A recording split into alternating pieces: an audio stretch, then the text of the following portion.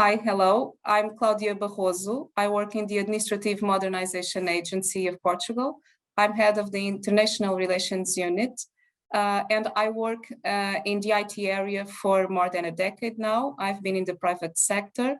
I'm very passionate about technology, about international relations, and about joining efforts around the world to build a better society and a very human-centric one, more efficient and more effective to address the needs that we all have and bring us more quality of life. Well, the EU is nowadays, in the present moment, in what I would call a new digital cycle. So we are working in our new interoperability strategy. We are at the end of the Ecco action plan. We are in the designing and implementing our national recovery plans. And of utmost importance, we have just launched within the EU the Digital Compass. The Digital Compass states very clearly several objectives, some ambitious goals. I would highlight, related to this area, I would highlight the three main goals for public administration. So what we want for the 2030 is to have 100% of the key digital public services online, which is quite ambitious, but if we work together, we will manage to do it. To have 100% of the citizens with medical records, digital medical records, and have 80% of the European Union citizens with a digital ID. So what we are talking here is very ambitious goals, but these will only be possible to achieve if we work together and if we do share data. So what we are talking here is establishing and keywords and such goal and all of that we want to achieve will only be possible if we share data and if we do use and establish mechanisms of interoperability. I'm not talking about just technology. We are talking about using semantics, organizational interoperability, talking to each other and understand each reality in each country and the data of that country in a very safe, in a very privacy and anonymous way, ensure that the data flows, ensure that we know and we make the best use of the value that each country has, that each citizen has. Each public administration has information and has data about its citizens, its businesses, and the data market is there. So we should establish the conditions and the best strategy, the best field, and pave the way to know how to use this valuable information and this valuable market that we have within the European Union. So I think that the Data Governance Act is about that. The Data Governance Act is about looking at what we have in our back offices, what we have on the society, is about the data that flows daily, be it in companies, be it about citizens, and taking the most out of that data in a regulated way and ensuring the privacy of citizens, and even bringing to citizens the control of their data. So I think we are in a change of cycle here, and I think we are very much more mature than we were 5 or 10 years ago, for sure. So the key words would be openness, interoperability, harmonization, data governance for sure, and trust. Make citizens trust us and know that we will do the best with the data that we own and with the potential of markets that we have at hands. The recovery facility is a great instrument for the data-driven economy. I think it is not by chance that the Commission established that a minimum goal of 20% of expenditure of the national plans in digital government, in digital transition. So why to do this? Because the thing that we all know is that data and digital transition is happening. We know that we have here the two, as the Commission calls, twin transitions, the green and the digital one. And so we really have to prepare ourselves for the future. We have to see our way out of the pandemics. And for sure, the national plans have here a great opportunity to foster that. We have a great opportunity, and if we see the flagship areas of the facility, we see that there's a lot of focus in the modernization of public administration, in setting the conditions to a highly skilled European society in what regards to the competencies of the citizens.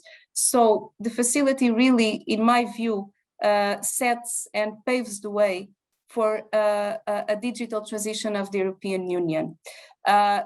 Let me just share regarding the Portuguese experience. We were the first country to propose the national plan, actually. And if you look at the Portuguese plan, we have a huge component dedicated to digital transition for economy, for justice, for the public finance, for the education, and for the public administration. And if you read through the plan, and nowadays, I mean, it's not hard to translate a document. We have several tools available, including a building block that the European made available, the translation building block, but this is another story. So if you read the plan, you will see there's a strong focus on all these components related to digital transition. And most of the objective and the ultimate objective is actually to work towards what are the European guidelines to an European digital single market. We are talking about the single digital gateway. We are talking about having a data ecosystem that fosters cross-border services. So I believe that countries do have a real good chance in their national plans and following the guidelines of the facility undoubtedly to foster a data-driven economy and to foster the flow of data in a very secure and efficient way and valuable way within the European Union. I would focus on three main angles. I would focus on, first, see the forest before the trees in what regards to strategy. I think that we should, for sure, design our national strategies according to our national needs. We have to have digital strategies that attend to our citizen needs and to our stage of development. But I believe that we also have to see the forest before the trees. We have to see further. We have to very attentively to see what are the European guidelines, what are the European ecosystem in which we live, what are the global happenings that we see around us in what regards to digital transition of the public administration, digital transition of the society and the economy. And we really should do in our strategies and our initiatives to digital transition in our countries, we have to think further. We have to think about that we are European citizens as well. We have to promote European mobility, be it citizen-wise, business-wise. So I think that to achieve this huge goal of having what we may call as an European digital single market and digital society, we have to watch, we have to zoom out from sometimes our most direct needs, and we have to really focus on building that European society. And this is very related to my second aspect, which is we have to take advantage of the technological building blocks that are there. They are available for us. So probably most of the people that is watching us are aware of this or not. And if not, please search for it.